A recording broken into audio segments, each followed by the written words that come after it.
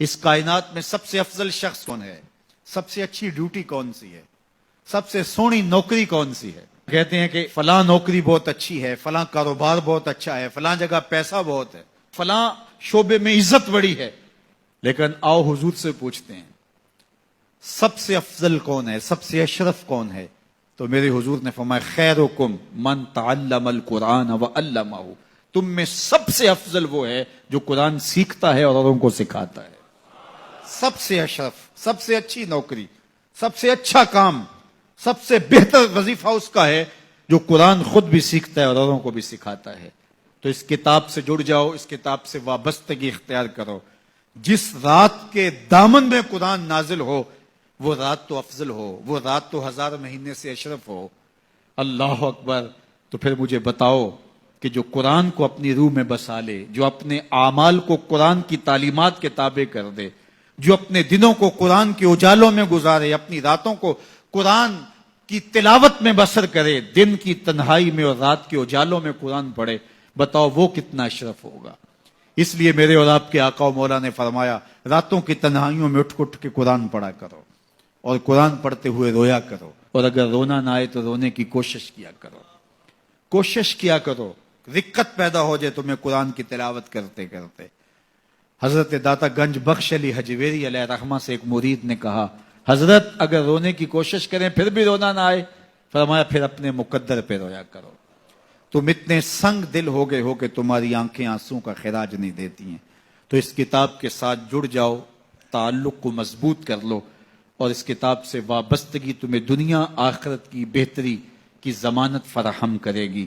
اور یہ کتاب زندہ ہے، اس کا پیغام کبھی فرسودہ نہیں ہوا، اس کا پیغام کبھی پرانا نہیں ہوا. ہر دور کے تقاضوں سے یہ کتاب ہم آہنگ ہے، اور یہ کتاب ہر شخص کی ضرورت کی کفالت کرتی ہے. اور پھر اللہ نے اس کو اتنا آسان کیا ہے، اتنا جامع بنایا ہے کہ ہر طبقہ زندگی کے شخص کے لیے قرآن کافی ہے، ہر شخص کی ضرورت کا کفیل ہے. اس کو ایک عام شخص پڑھے تو اس کو بھی نور ملتا ہے، ایک نکتہ بین شخص اس قرآن کا مطالعہ کرے تو اس کو بھی روشنی ملتی ہے، ایک فلسفی پڑھے تو محروم وہ بھی نہیں ہوتا. جو بھی اس قرآن سے پڑھے، دیکھیے کچھ کتابیں ایسی ہوتی ہیں وہ بچوں والی ہوتی ہیں، جو پڑھے لکھے لوگ ہیں ان کی کوئی دلچسپی وہاں نہیں ہوتا، الف انار اور بے بکری میں انہیں کوئی دلچسپی نہیں ہوتی. اور جو بڑی کتابیں ہیں بچوں کی سمجھ سے ورا ہوتی ہیں. لیکن یہ واحد قرآن ہے، جس طبقے کا شخص بھی پڑھے، ان پڑھ پڑھے تو اس کو بھی نور ملتا ہے. میں دیکھتا ہوں تلاوت چل رہی ہوتی ہے اور تلاوت عربی میں ہے، اور بندہ عربی جانتا نہیں ہے وہ بھی جھوم رہا ہوتا ہے، اس کو بھی حظ مل رہا ہوتا ہے. یہ کتاب ہر طبقہ زندگی کو روشنی دیتی ہے. یہ قیامت تک آنے والی انسانیت کے لیے رشد و ہدایت کا صحیفہ ہے.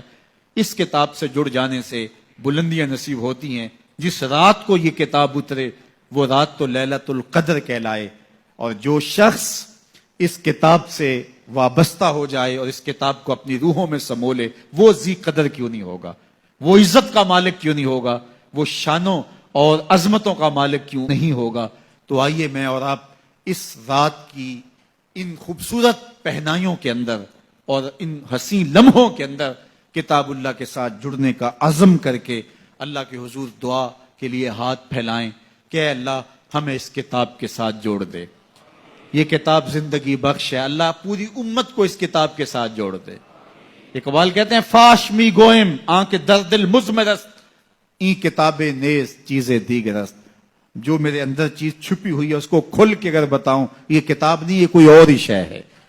یہ زندگی بدل شے ہے، یہ حیات ساز کتاب ہے، یہ زندگی کو روشنی اور اجالوں سے بھر دینے والی کتاب ہے، یہ پستیوں سے اٹھا کے بلندیوں تک پہنچانے والی کتاب ہے. اس کا حرف حرف روشنی ہے، اس کا لفظ لفظ اجالا ہے.